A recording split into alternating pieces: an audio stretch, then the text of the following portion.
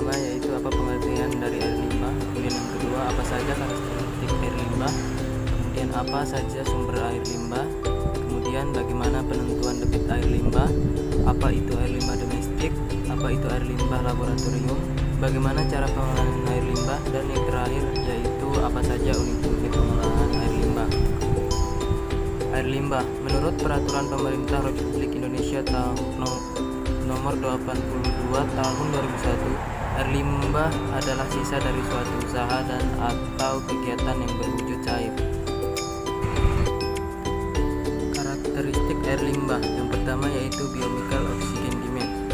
Biochemical oxygen demand atau BOD merupakan parameter yang umum digunakan dalam menunjukkan tinggi rendahnya tingkat pencemaran limbah.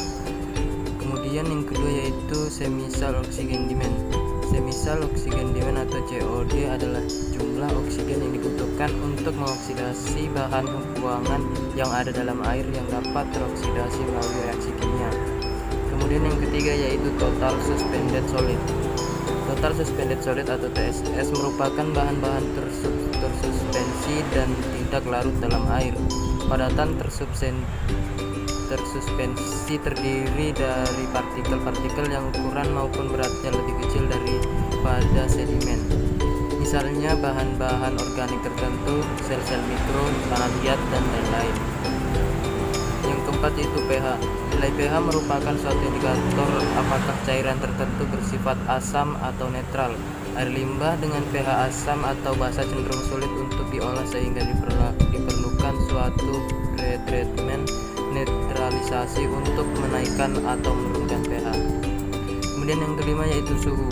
Suhu atau temperatur memiliki peran penting terhadap berlangsungnya proses pengolahan air limbah, baik pengolahan secara biologis maupun kimiawi, karena pertumbuhan bakteri meningkat seiring dengan meningkatnya suhu.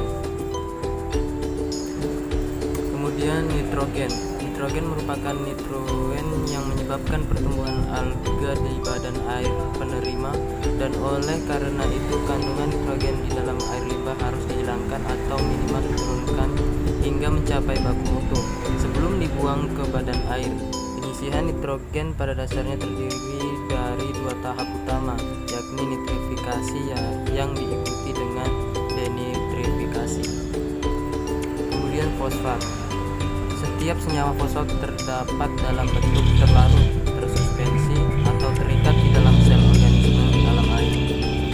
Kemudian fenol. Fenol merupakan senyawa organik yang memiliki sifat larut dalam air. Fenol telah dipilih sebagai model polutan karena merupakan salah satu bentuk yang paling umum dari polutan kimia beracun dan memiliki sifat biodegradable yang kecil dari kegiatan industri. Kemudian minyak dan lemak. Minyak dan lemak merupakan senyawa organik yang bersifat biodegradable yang biasa terdapat di dalam air limbah. Akan tetapi, dikarenakan massa jenisnya yang lebih rendah daripada air menyebabkan minyak dan lemak akan terapung dan tidak dapat menyatu dengan air. Kemudian deterjen. Deterjen atau surfaktan merupakan molekul organik yang larut di dalam air dan menyebabkan busa. Sumber air limbah. Menurut sumbernya air limbah dapat dibagi menjadi tiga, yaitu yang pertama limbah domestik atau limbah rumah tangga terdiri dari pembuangan air kotor dari kamar mandi, kaskus, dan dapur. Kotoran-kotoran itu merupakan campuran dari zat-zat bahan mineral dan organik dalam banyak bentuk, termasuk partikel besar dan kecil, benda padat, sisa-sisa bahan-bahan larutan dalam keadaan terapung dan dalam bentuk koloid dan setengah koloid. Yang kedua air limbah industri, yang merupakan air bekas pemakaian yang berasal dari daerah bukan pemukiman seperti wilayah industri, rumah sakit, laboratorium, dan lain sebagainya. Yang ketiga yaitu air limbah tambahan atau rembesan dan limpasan air hujan. Penentuan air limbah. Air limbah dapat terjadi karena beberapa faktor. Yang pertama yaitu sumber air limbah, kemudian besarnya pemakaian air bersih, kemudian yang ketiga yaitu curah hujan dan daya serap dan keadaan air tanah.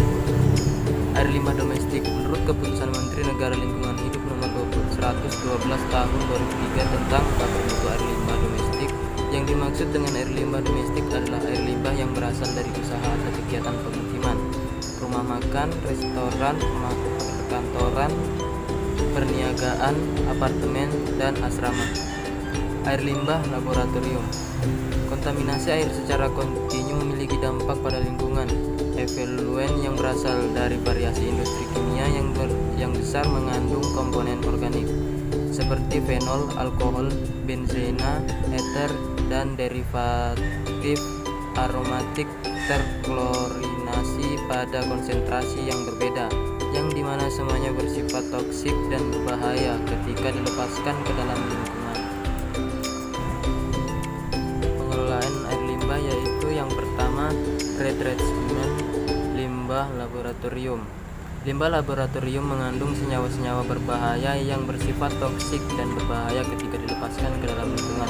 Pada umumnya proses pengelolaan limbah laboratorium didahului dengan proses pengolahan secara kimiawi, kemudian baru dilanjutkan dengan pengolahan secara biologis untuk limbah yang bersifat biodegradable. Yang kedua, sistem pengelolaan anaerobik. Penguraian anaerobik terdiri dari serangkaian proses mikrobiologi yang merubah bahan organik menjadi metan. Pengolahan biologis anaerobik digunakan untuk pengolahan air limbah dengan beban BOD yang sangat tinggi. Unit-unit pengolahan air limbah. Yang pertama yaitu grease trap. Grease trap atau bak pemisah lemak merupakan unit pretreatment yang digunakan untuk memisahkan minyak dan lemak yang terkandung di dalam air limbah. Sebelum memasuki proses pengolahan biologis, waktu tinggal yang dibutuhkan di dalam bak pemisah lemak umumnya berkisar antara 30 sampai 60 menit. Kemudian yaitu yang kedua, bak ekualisasi.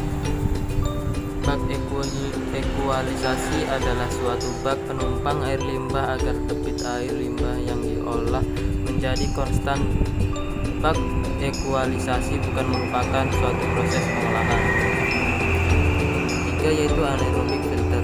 Anaerobic filter atau anaerobic biofilter merupakan unit pengolahan di mana mikroorganisme tumbuh dan berkembang di atas suatu media dengan membentuk lapisan lendir untuk melekat di atas permukaan media tersebut dan terjadi tanpa kehadiran udara. Demikianlah materi dari saya dari mata kuliah sistem pengolahan limbah mengenai perancangan sistem pengolahan air limbah pada gedung perkantoran.